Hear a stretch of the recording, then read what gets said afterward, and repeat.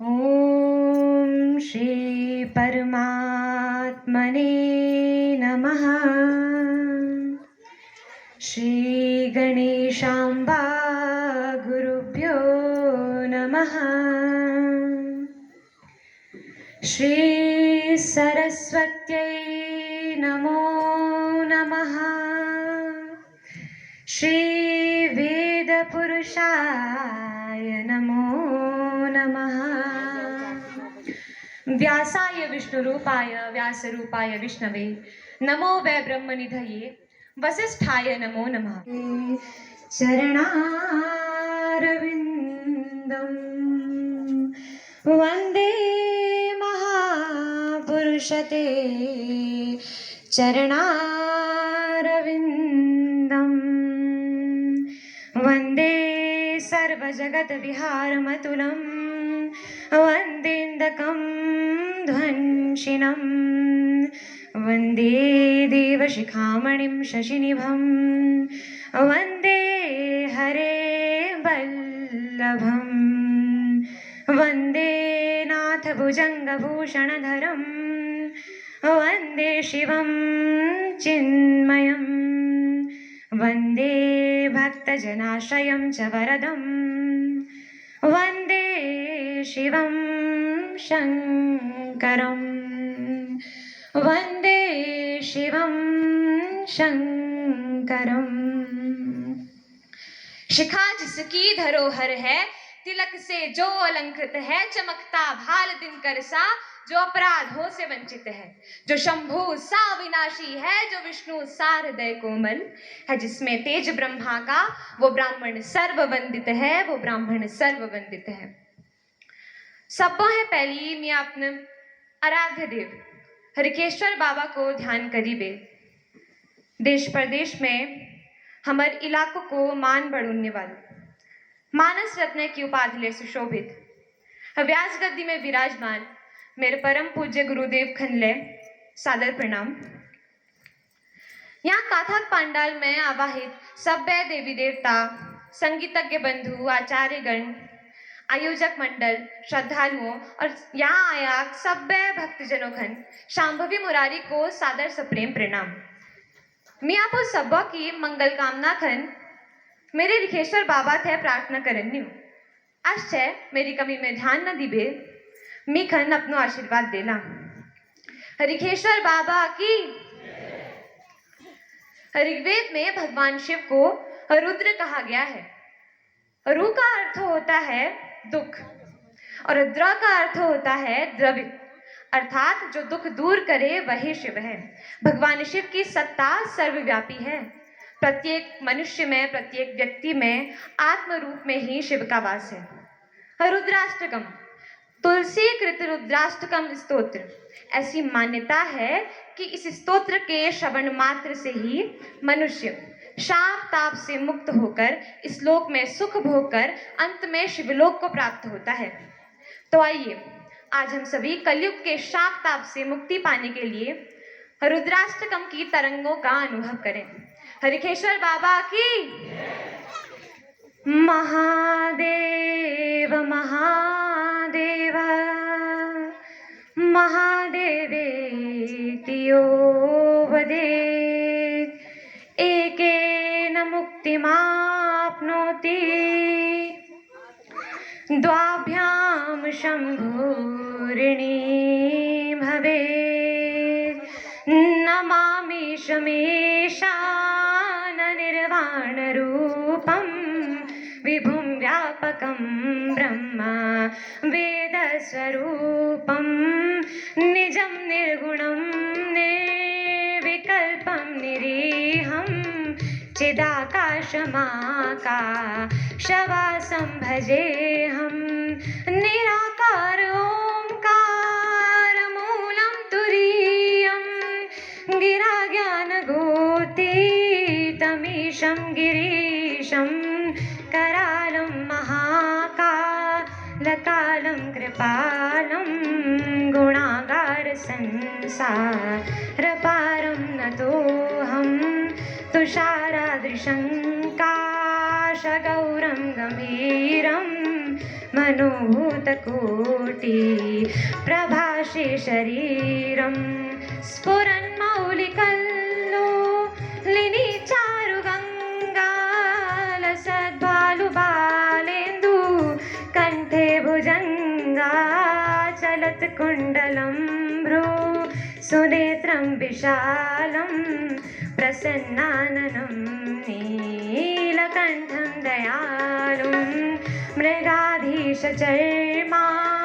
वरं मुण्डमालं प्रियं शङ्करं सर्वनाथं भजामि प्रचण्डं प्रकृष्टं प्रगल्भं परेशम् अखण्डम् अजं भानु कोटिप्रकाशं त्रयाशूलनिर्मूलनं शूलपाणिं भजेऽहं भवानी पतिं भावगम्यं कलातीतकल्याणकल्पान्तकारी सदा सज्जनानन्द दाता पुरारी चिदानन्द सन्दोहमोहापहारी प्रसीद प्रसीद प्रभो मन्मथारी नयावधुमानाथ पादारविन्दं भजन्ति हलोके परे वानराणां न तावत् सुखं शान्ति सन्तापनाशं प्रसीद प्रभो सर्वभूताधिवासं न जानामि योगं जपं नैव पूजां नतोऽहं सदा सर्वदाशं बुधोभ्यं जराजन्मदुःखो घतातप्यमानं प्रभो पाहि आपन् नमामि शम्भो प्रभो पाहि आपन् नमामि शम्भो प्रभो पाहि आपन् नमामि शम्भो कृतेनानेनाद्यदिनेति श्रीरुद्राष्टकस्तोत्रबाधाख्येन कर्मणा भवानी शंकर महारुद्र महामृत्युंजय श्री लिंगेश्वर महादेव चरणारविंदं प्रियतां नमः श्रीशास्तां शिवार्पणमस्तु शिवायै नमः श्रीशास्तां जगदम्बार्पणमस्तु अम्बाव्यता नमः हर ओं तत्सत् हर ओं तत्सत् हर ओं तत्सत् बोलो लिंगेश्वर बाबा की सत्य सनातन धर्म की नमः पार्वती पते शिव हर हर महादेव। आप सभी का बहुत बहुत धन्यवाद। बड़े धैर्य से आपने मुझे सुना। कुछ गलती हो गई हो तो क्षमा कीजिएगा अपनी पुत्री समझकर। और धन्यवाद के पात्र हमारे यजमान परिवार भी हैं, क्योंकि कहते हैं सतरति सतरति सलोका स्तार्यति, अर्थात कि ये खुद तो तरते ही हैं, इन्होंने अपनी अगली और पिछली 7 पीढ़ियां तो तार ही दी हैं, साथ में इन्होंने इस विष्णु पुराण का ये आयोजन करा के आपको और हम सभी को भी तारने का जो कार्य किया है, इसीलिए धन्यवाद के पात्र हैं। और आपका और हम सभी का ये परम सौभाग्य है कि हमें गुरुदेव के श्रीमुख से कथा श्रवण करने का सौभाग्य मिला है, जिनके मुख में साक्षात माँ सरस्वती का वास है। और मेरा व्यक्तिगत रूप से मानना है कि कथा में बैठना उतना महत्वपूर्ण नहीं है जितना कि कथा को अपने जीवन में बैठाना बहुत महत्वपूर्ण है। तो आप इस साप्ताहिक ज्ञान यज्ञ में आए, गुरु जी की कही कोई एक भी बात अगर आपने अपने जीवन में उतारने का प्रयास किया तो आपका जीवन धन्य हो जाएगा। हमारे धर्मशास्त्र में 4 प्रकार के वैराग्य बताए गए हैं। वो वैराग्य क्या है? क्षणिक है। कहते हैं, धर्मशास्त्र कहते हैं, गर्भे व्याधौ श्मशाने च पुराणे आमते भवेत् सा यदि स्थिरतां याति को न मुच्येत बंधनात्। अर्थात 4 प्रकार के वैराग्य बताए गए हैं जो क्षणिक हैं। क्या है वो 4 प्रकार के वैराग्य? पहला, गर्भे, अर्थात कि जब जीव अपनी माता के गर्भ में होता है ना, तो उसे इतना कष्ट होता है, उसे इतनी पीड़ा होती है, वो सोचता है कि मैं कब इस नर्क से बाहर निकलूं। और वो जैसे ही इस संसार में जन्मता है, माया उसे जकड़ लेती है और फिर उसे लगता है कि संसार से बड़ा कुछ है नहीं। दूसरा, व्याधो, जब जीव बीमारी में होता है, रोग में होता है, तो वो दवाई खा खा के इतना परेशान हो जाता है कि उसे लगता है कि इससे बढ़िया मैं मर ही क्यों न जाऊं। तीसरा, शमशाने च, देखिए शमशान वैराग्य जो है वो हमें बहुत ही क्षणिक समय के लिए प्राप्त होता है जब हम सभी किसी की शव यात्रा में जाते हैं। आप गौर कीजिएगा, देखिएगा, उस समय सब लोग यही बोलते हैं कि जीवन तो क्षणभंगुर है, पानी का बुलबुला है, ठोकर लग जाएगी तो नाश हो जाएगा। लेकिन फिर जैसे ही आप शमशान से ऊपर आए, माया ने आपको फिर से जकड़ा और फिर वही, वो मेरे बैंक का काम था पूरा नहीं हुआ, कॉन्ट्रैक्ट अधूरा रह गया, फिर वही माया का चक्कर। फिर कहते हैं पुराणी आमतिर भवे। अभी आप सभी कथा पांडाल में बैठे हैं, गुरुदेव जी के श्रीमुख से कथा का श्रवण कर रहे हैं।